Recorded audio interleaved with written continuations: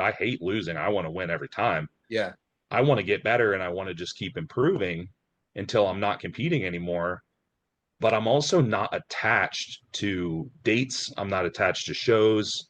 Yeah. I do it when it makes sense, and I do it when I'm improved enough to Yeah. make an impact. Yeah.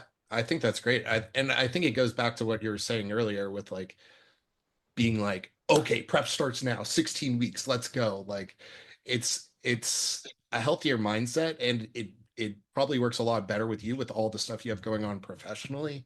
And yeah. But I really think it's a much better mindset. I mean, the more the more pressure you put on something and the more emotion you put into something, the harder I think the harder the downs are. So if you can try to ride that midline, celebrate the wins when they're there and kind of ride that midline a little bit more, it's a lot easier. The client's not important anymore because they're not competing. They get dropped off by the wayside. They're like completely lost. They don't know what's going on.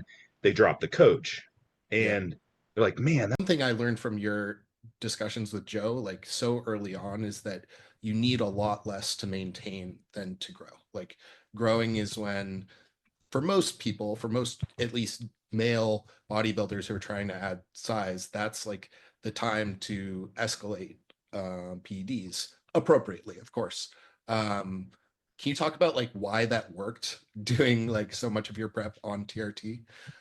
yeah, I don't think up until when you're more compromised, and when I say compromised, lower body fat, Yeah. there's less of energy substrate there. There's less body fat that can be released into the bloodstream to be used as energy and things.